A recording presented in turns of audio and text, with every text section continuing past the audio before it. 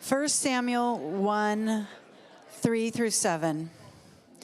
Year after year, this man went up from his town to worship and sacrifice to the Lord Almighty at Shiloh, where Hophni and Phinehas, the two sons of Eli, were priests of the Lord.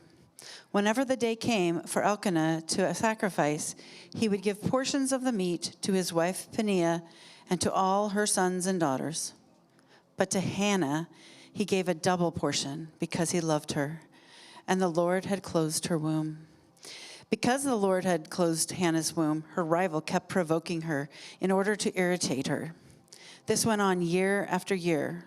Whenever Hannah went up to the house of the Lord, her rival provoked her till she wept and would not eat. You may have a seat.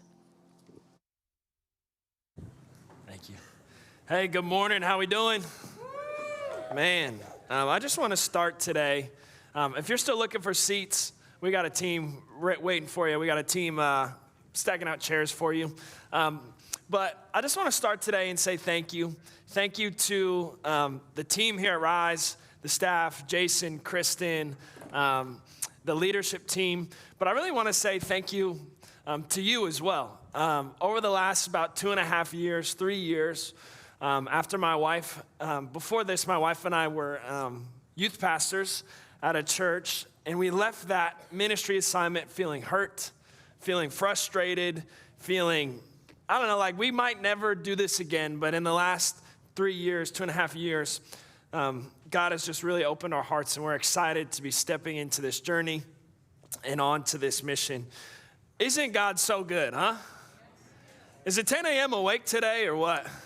I mean, you all got to sleep in. I mean, maybe you went to the game yesterday, but the last couple weeks, we've been in a sermon series called Carriers of the Promise. And today, we're going to look at one of my favorite passages of Scripture. And what we're going to find is we're going to see a woman who's hurting. We're going to see a woman who the Bible literally says is in anguish. She's in so much pain, she doesn't know what to do. And then we're going to see God. I'm going to spoil the story. God provide. And so I'm going to pray, and let's jump right in. God, thank you for today.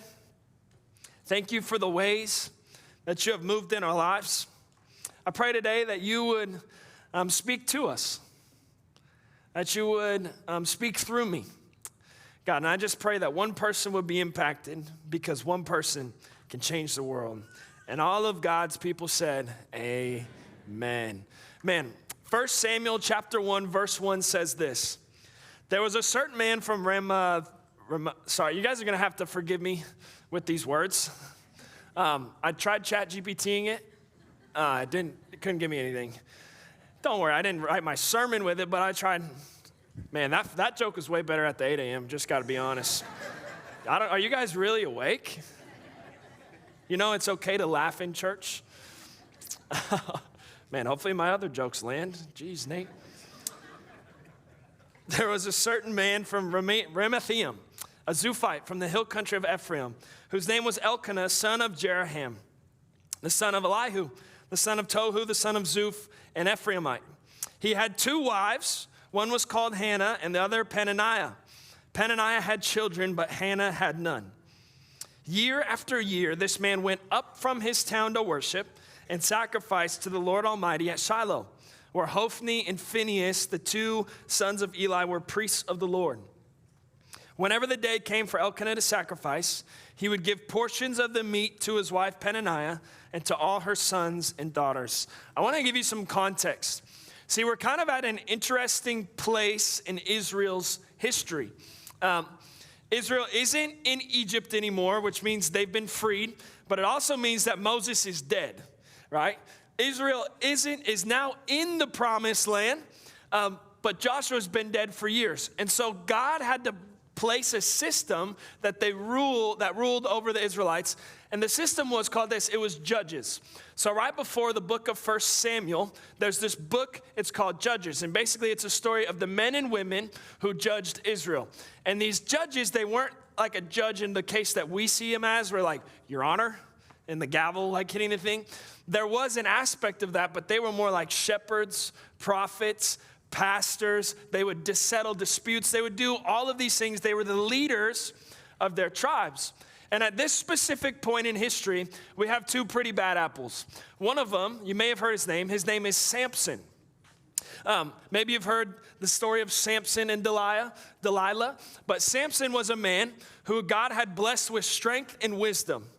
And the reason is because Samson made a vow where he's never going to cut his hair, he's never going to eat or drink wine, and he's never going to touch dead things. And Samson ends up doing all of them. He says, thanks God, I'm going to do it all anyways. And so what we find is that Samson, the strength that he has, the pride inside of him grows, and he steps out of the will of God. And then on the other side, we have this prophet Eli, who we just read about. And Eli, the Bible says he's fat and blind. Now, when the Bible calls somebody fat, it's not just an insult. It means that there's actually something going on the inside of him, right? And so the reason is Eli has these two sons who are seen as wicked. Their names are Hophni and Phinehas. And what they would do is every year, it's in Israel, you didn't really have like a church you could go to every Sunday. They didn't have, we're like, I'm going to turn left off of Burnside, left into the parking lot, drive around in a circle, find no parking, go park somewhere else. They didn't have that. They went up once a year to worship the Lord. They went up once a year to make these atoning sacrifices. They went up once a year. And so this was a pilgrimage. And what would happen is Eli's sons would take the food and the burnt offering that these people were offering to the Lord, and they would eat it. And over time, Eli began to do the same thing himself as he would eat the sacrifice that was meant for the Lord. And that's why the Bible calls him fat. But he also calls him blind because he sees what his sons are doing. He sees his wickedness, their wickedness, and he doesn't do anything about it. And so we find ourselves, this is all happening in the same moment. We find ourselves in this weird time in Israel. But then we find this character, his name's Elkanah. And Elkanah is a righteous man, a man who leads his family in the ways of the Lord. He makes it a priority for them to engage in sacrifices. Here's what I know. Every time the wickedness of the world comes and invades, or the sin nature of people takes over, God always leaves a remnant. The Lord always leaves a remnant to fulfill his plan. And this remnant comes out of this righteous man's family, Elkanah. And this is where we get introduced to the main character of the story. Her name is Hannah. In verse 5, it says this, But to Hannah, he gave a double portion because he loved her. And the Lord had closed her womb.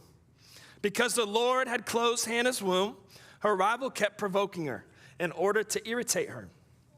This went on year after year. Whenever Hannah went up to the house of the Lord, her rival provoked her till she wept and would not eat. Her husband Elkanah would say to her, Hannah, why are you weeping? Why don't you eat? Why are you downhearted? Don't I mean more to you than 10 sons? See, every year at this time of sacrifice, they'd always have this feast. And what Elkanah, the husband, would do is he'd walk around this table and he'd give portions of meat to people. So he's like, here, little Chrissy, here's a portion of meat. Here, little Billy, here's a portion of meat. Here, Penaniah, my wife, there's a portion of meat. And he would walk all the way around this table and he would get to Hannah and he would give her 2 scoops. And this is the cultural significance of this. That was usually reserved for a special guest or a guest of honor. It was elevating someone higher than the rest of the table. What Elkanah is doing is he's showing his wife he loves her more than any of his sons, any of his daughters, and even his second wife. He has elevated Hannah, but here's the thing. The double portion her husband gave her wasn't enough to satisfy her heart's desire. See, Hannah wanted a son. And she knew because the Lord had closed her womb, the only person that could open it would be the Lord.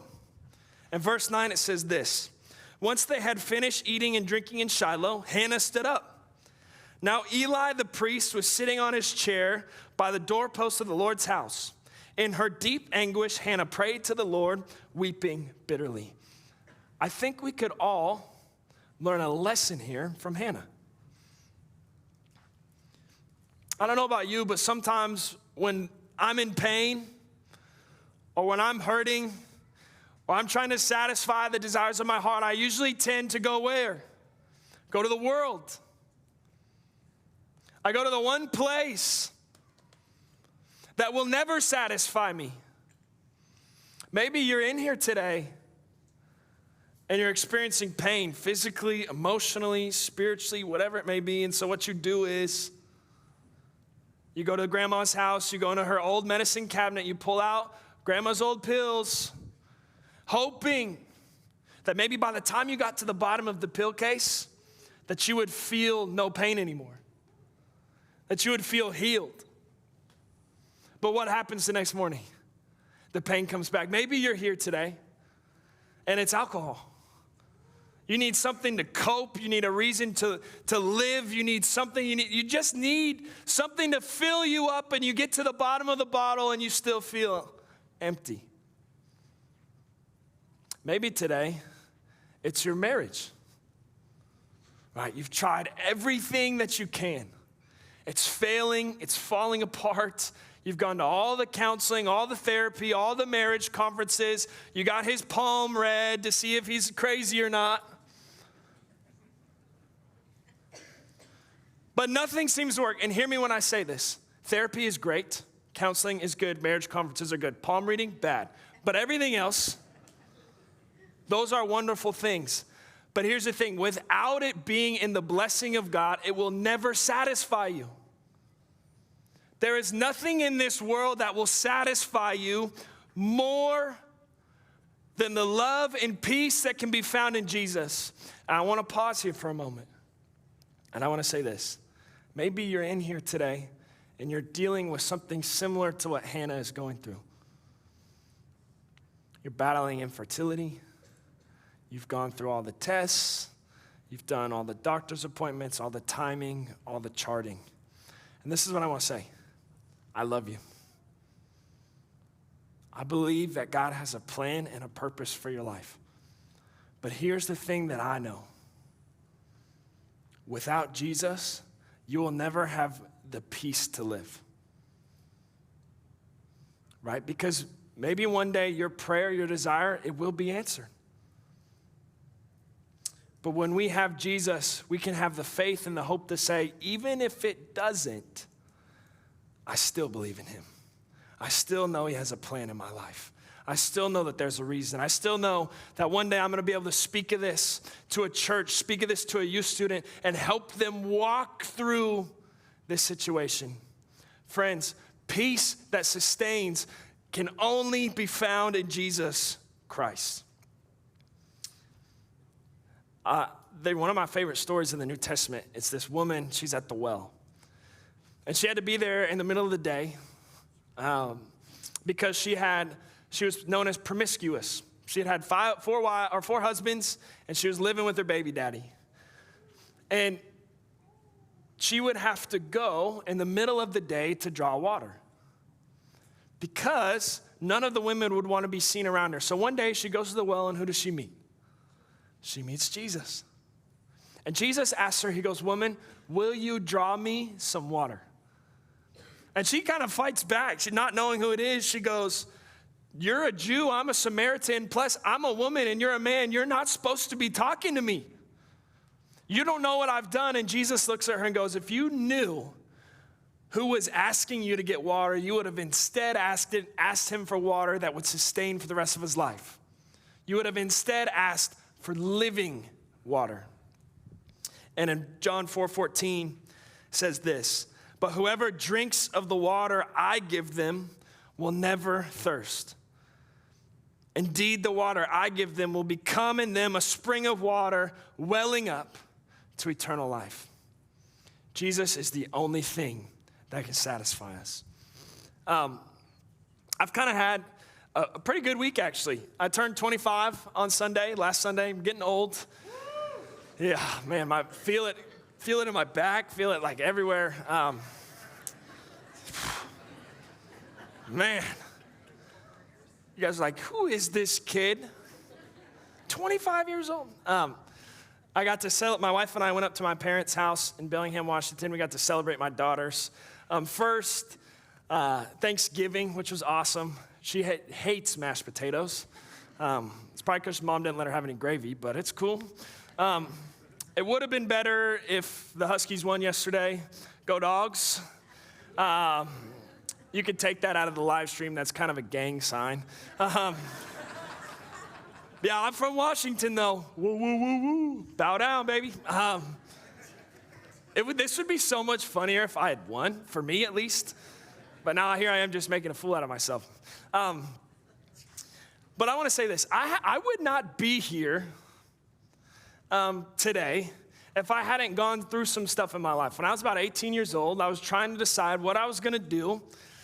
And I wanted to join the military, but unfortunately, from extenuating circumstances, I couldn't. And so then I go on a missions trip that summer to Bolivia, and I land in Bolivia, and I get there, and literally before I even get off the plane, I'm like, I gotta come back and live here. So I have this plan, I'm gonna go and I'm gonna live in Bolivia, but then what happens the summer after your senior year in about September? All your friends start to leave. And I don't know about you, but I'm a pretty social person. I like my friends, I like hanging out with people. I would prefer to be in a room full of 1,000 people than a room with just one-on-one. Like, you're like, that's crazy, Nate.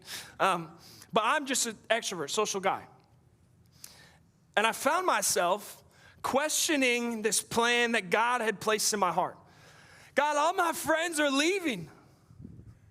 They're all gone. I could go play college baseball. I was good enough. I could go to Texas. I could go to ASU. I could go to all these schools. I got into them. Why is this the plan you have for my life? And then one day, I was forced to make a decision where God showed me, he said, Nathan, if you continue questioning me in this way, if you continue trying to run from the plan that I have for you, this is what your life will look like. It's going to be pain, it's going to be suffering, it's going to be trauma, it's going to be jail, it's going to be an early death. But if you go this way and you choose the plan that I have for you, you might be on a stage one day preaching to a room. You might be getting commissioned on stage as a pastor in a church. But here's the thing that I had to do. I had to take that and I had to hand it right back to God. I said, God, I give you my heart's desire. I give you everything that I am because your plan is better. Your way is better. And this is exactly what Hannah does. In verse 11, she goes, and she made a vow saying, Lord Almighty, if you will only look on your servant's misery and remember me, and not forget your servant, but give her a son, then I will give him to the Lord for all the days of my life, and no razor will ever be used on his head. Hannah's first response to her anguish was crying out to the only one who can satisfy. She made a vow saying, if you remember me and not forget me, I will give him to the Lord for all the days of my life. Basically saying, if you give a son to me, I'm going to give him right back. And this is where I had to pause. Hannah, your heart's desire, it's always been just to have a son.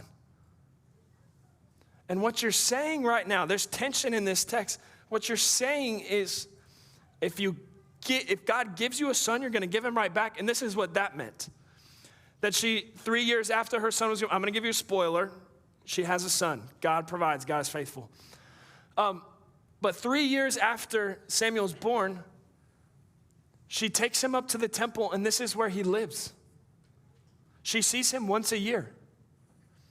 There's tension in this text of, Hannah, why would you make that decision? This is all that you've wanted, because a vow is serious. A vow means a lot in these days.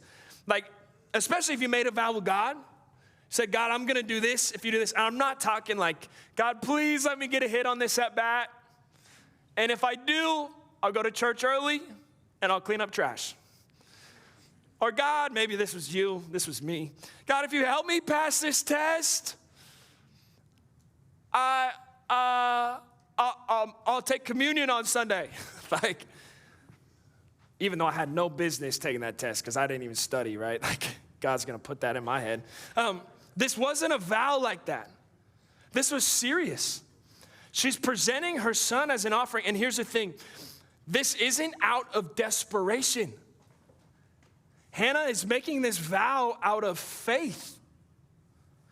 With her vow, she's saying she has the faith to believe that God will hear her cries, meet her in her anguish, and open her womb, but also that she has faith in God's plan and purpose for her son.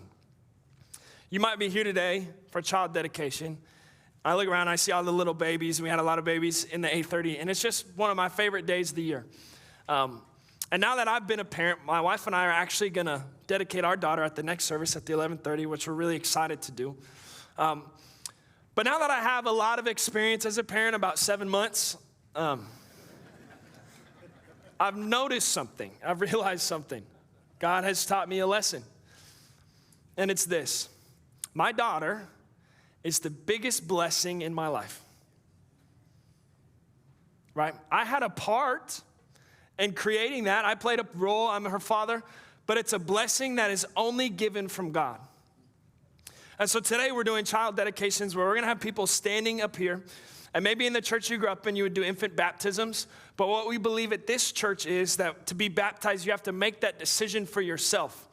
And so as a parent, if you want to dedicate your 14-year-old, just baptize them. They can make that decision at this point. But people are going to come stand up here, stand before a church, and make the same request or make the same offering that Hannah is making. Lord, because you've blessed me with this, we're going to give them right back to you. And it's not the same as it used to be. I'll be honest. You might be like, what are they going to do? No, your kid's not going to come live with us here at this church. Like, I promise. That would be it'd be like a zoo in here, guys. Like, your kid's not going to come live with us. But here's what I know. If God trusted me to be my daughter's father, God loves her more than I ever could. Right? God's plan for her is greater than anything that I could ever come up with. So I have to trust God that he's going to move in her life. And that's what child dedications mean. That parents stand up here and they say, God, your plan is greater. Your purpose is greater. You love them more. We want to give this blessing right back to you. Would you use our child? And that's what it means. And here's the thing. When you come up here to do child dedications, you're not looking at me, right? You're not standing looking up at the pastor. You're standing facing a church. And church, hear me when I say this. These parents that are coming up here to dedicate their kids, how many of y'all know it takes a village? It is our responsibility to be their teachers in kids ministry, to be their youth leaders. Maybe it's our responsibility to take them out to coffee, to buy lunch for the parents, because the parents are saying, hey, church, we need help. We need your love and we need your support. That's what child dedications is all about. It's a church coming around saying, we believe in you as a parent. We believe there's more for your kid than you could ever imagine. We believe that God has a plan. And what a parent is saying is, God, I trust you with my child. Because without him, what would we have? And so maybe you're here today, and usually we do sign-ups and a bunch of stuff like this. And you have a kid here. I'm going to extend this invitation to you. If you've never dedicated your kids, and just in a few moments, about 10 minutes, I'm going to dismiss you to go get them. And if you didn't even sign up today, do it. Bring your kids forth. We'll figure out the details later. We'll get everything figured out, sorted later. But bring your kids forward. Dedicate them to the Lord. What we see in this, and in verse 19, it says this. Early the next morning, they arose and worshiped before the Lord and went back to their home at Ramah. Elkanah made love to his wife Hannah, and the Lord remembered her. So in the course of time, Hannah became pregnant and gave birth to a son. She named him Samuel, saying, because I asked the Lord for him. See, God hears Hannah's prayer. The Bible says that the Lord actually remembered her.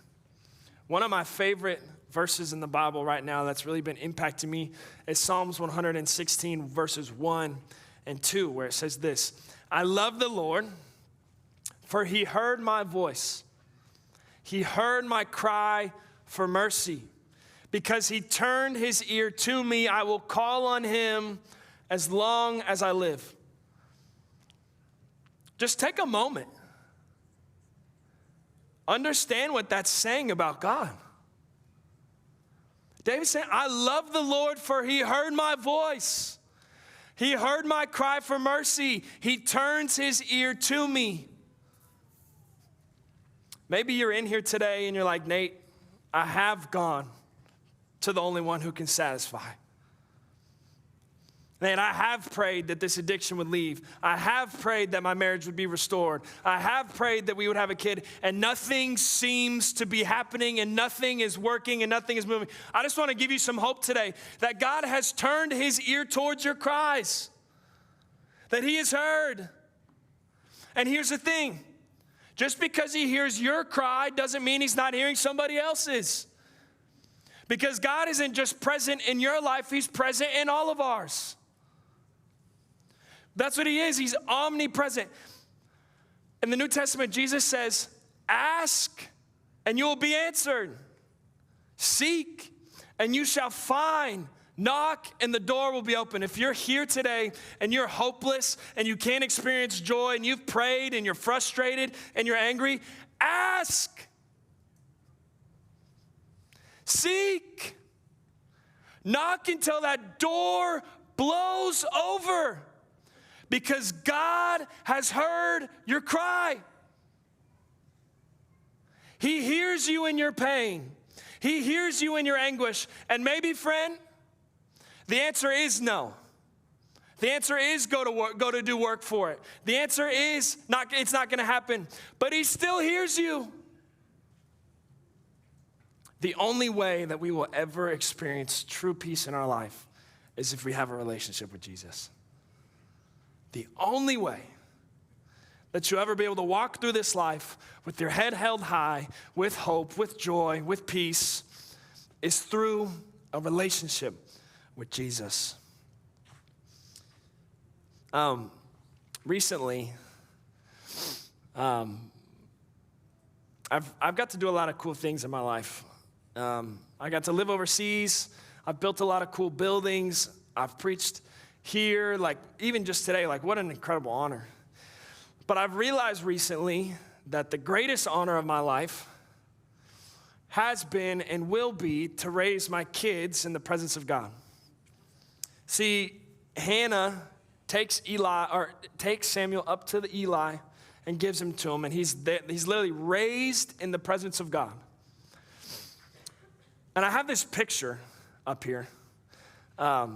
Obviously, here's me, and that's my daughter Sunday in my arms. And then that lady that's kind of over here on this side of the stage like this, that's my wife. And then this bald guy right here, that's my father-in-law. And my daughter is really observant. She's 7 months old. So she hears her mom singing, and she just starts looking. Eyes big, head on a swivel until she finds her mom.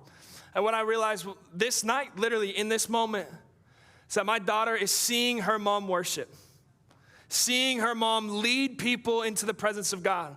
And then I see her snap her head around, and she sees her papa back here, raising his hands in worship, surrendering everything he has to God, praying for people at an altar. And he looks, and she looks, and she sees people giving everything they have down at this altar. And a couple weeks ago, we went up to my hometown in Bellingham where my dad had a brand new building open. He's a pastor. And my daughter watches as my dad is praying at an altar by himself, crying and weeping. And then she looks at my mom, who's leading people in worship. And then my dad literally grabs her and takes her up on stage to close this night out and is praying over his church, and my daughter is a part of it. Friends, we will never know what our kids will do. All we can do is raise them in the presence of God. We will never know. See, Hannah didn't know what Samuel would do, but she had the faith to offer him to the Lord. See, Samuel went on to be a prophet, a judge, a priest, a kingmaker, a revivalist, a prayer warrior, and a pastor. 1 Samuel 16, 1 through 13, it's where Samuel goes and he anoints David as king, who is a picture of Jesus. He goes and he anoints him, and it says this: so Samuel took the horn of oil and anointed him in the presence of his brothers. And from that day on, the Spirit of the Lord came powerfully upon David. Samuel then went to Ramah. We don't know the ways God is going to use our kids. And here's what I believe, and here's what I know, that one day Jesus is going to come back. And there's going to be a generation that ushers in his presence, that anoints him as king, that welcomes him to earth. And here's what I believe, that generation will be dedicated to the Lord. So parents, families, what you're doing today isn't just a small thing you can check off the list. It's you standing and declaring to the world as for me and my house, we will serve the Lord. It's making a statement to our region. It's making a statement to this city. And you know what? It's making a statement to the devil saying, you can't have my kids. You can't have my kid. My kid belongs to Jesus. And friends, what an incredible honor it would be that we might be the generation, us, might be the generation that gets to dedicate the kids that welcome the King. What an honor that would be. See, Samuel is pretty similar to this man. His name's John the Baptist. They both have barren mothers. They both made this Nazirite vow. They're both prophets. John prepared the way for a king, and Samuel anointed a king. And it's our role. I'm not saying this is the exact formula for how your kids like to raise your kids. Probably cut their hair, right? Maybe make sure they don't touch dead things. That's what a Nazirite vow is. Make sure they don't touch dead things. And maybe keep them off the wine until they're 21. But I'm not saying this is the exact formula, but what I'm saying is that there is power in this dedication moment. Both of these parents dedicated their sons. And the impact that they made. Samuel, you may never have heard of him before, but Jeremiah in the Bible places him and Moses at the same tier. Samuel ushers in kings. He anoints David. He shows a path. He gives a way. I had this picture of this moment, and what I saw was a dad giving their lives to Jesus and then walking up here and dedicating their kids. What I saw was a mom who's overworked, exhausted, overwhelmed, anxious, dealing with postpartum. I saw a mom surrendering all that she has and all that she is to Jesus, and then walking up here and dedicating her kids. And so today as we worship, we're going to go into a time of worship. And so if you could stand, and I'm going to pray. Today as we worship, don't miss it. Stand up. You can stand up right now. Don't miss this. Because this could be a moment, dads, single dudes, grandpas, this could be a moment that changes your legacy forever. Moms, we see you, we love you, we believe in you. I can't imagine ever going through what you went through. And you're my hero. If you're a mom in here, you're a hero. But I want more to life for you than being anxious and overwhelmed and overworked. And you can find that satisfaction in Jesus. Lord, would you move through us? God, as we dedicate these kids today, would we make a statement saying, God, you can have them. I trust you more. I give you their future. God, and for those of us who have gone to the world, would we find that the only satisfaction that we need can be found in you? God, I pray for peace that surpasses all understanding, joy in the midst of chaos. God, you're worthy of it all. You deserve all the honor, all the glory, and all the praise. And we ask all this in your name.